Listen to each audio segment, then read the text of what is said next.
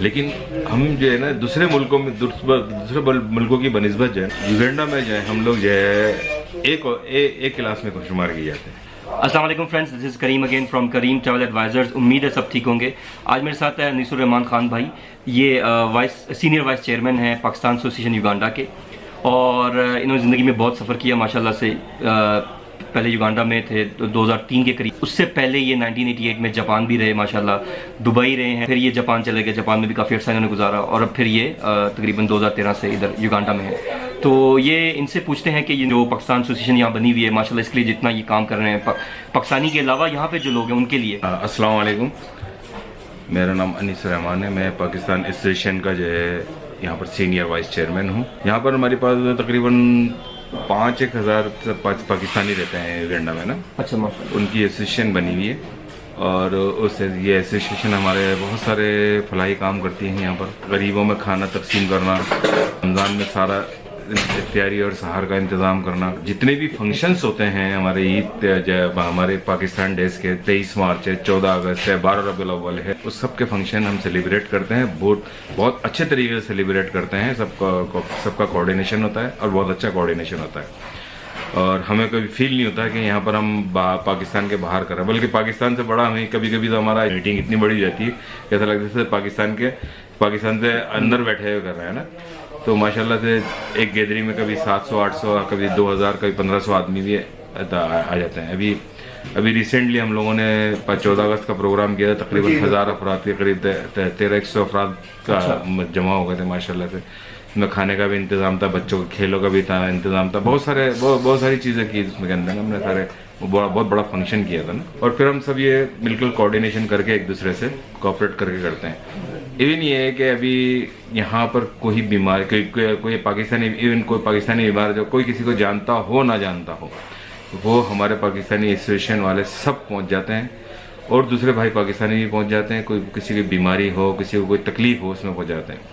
खुदा ना करे कोई डेथ वाकया हो जाती है, अगर जान पहचान भी ना हो, तो फिर भी जो है वो सारा फुल पाकिस्तान एसोसिएशन कोऑपरेट करती है। बस यहाँ से पाकिस्तान डेड बॉडी भेजने के, उसके अलावा यहाँ पर हम खेलों के प्रोग्राम भी कराते हैं। क्रिकेट के हम मैच टूर्नामेंट कराते हैं हम ना। अच्छा। अभी हमारा 23 तारीख से शुरू होने वाला है टूर्नामेंट का, टेप बॉल का, क्रिकेट का, पाकिस्तान को इंडिया के लोग भी होते हैं। उसके अलावा टूर्नामेंट्स कराते हैं। कोई ना कोई एक्टिविटीज रहती है, करते रहते हैं, ताकि जो है तो लोग जो है ना मिलते, गेट टुगेदर होती रहे, एक दूसरे से मिलते भी रहे, ठीक है, और एक दूसरे के बारे में पता भी रहे ना। इस हिसाब से अभी हमारी पाकिस्तान एसोसिएशन ने पिछले साल 2 लड़के थे हमारे डबल कत्ल के केस में उसमें जेल में थे, सजाए मौत। 10 साल से वो जेल में थे। हमारी पाकिस्तान एसोसिएशन ने जो है उनका सारा केस लड़ा, उनको केस लड़ने के बाद उनको रिहा कराया। 10 साल और 11 साल बाद पाकिस्तान एसोसिएशन ने उनको पाकिस्तान वापस भेजा उनके घर।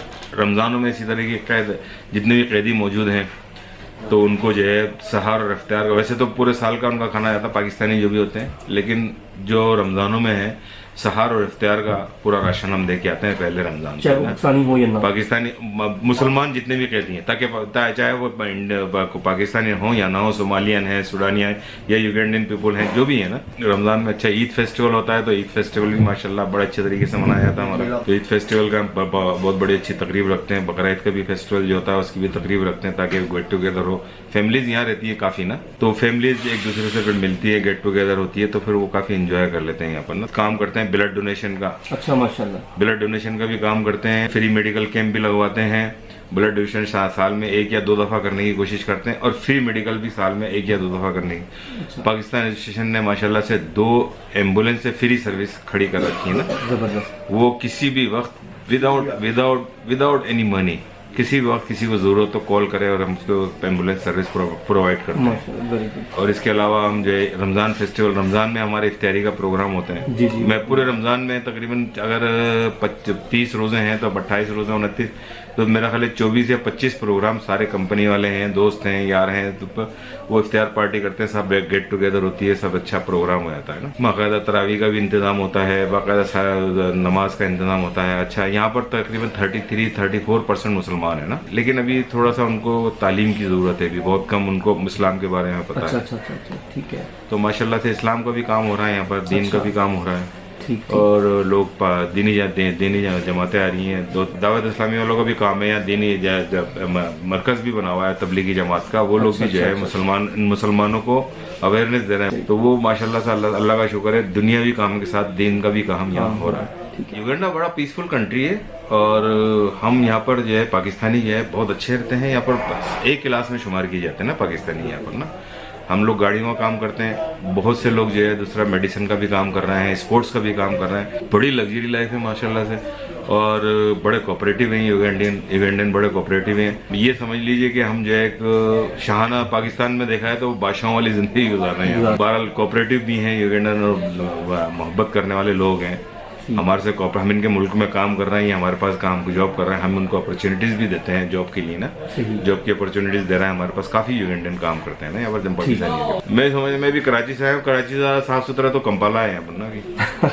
मैं देखता हूँ यहाँ पर कचरा नजर नहीं आता। लोग पता नहीं उनका लोगों का क्या इमेज है युगांडा के बारे में, अफ्रीका के बारे में।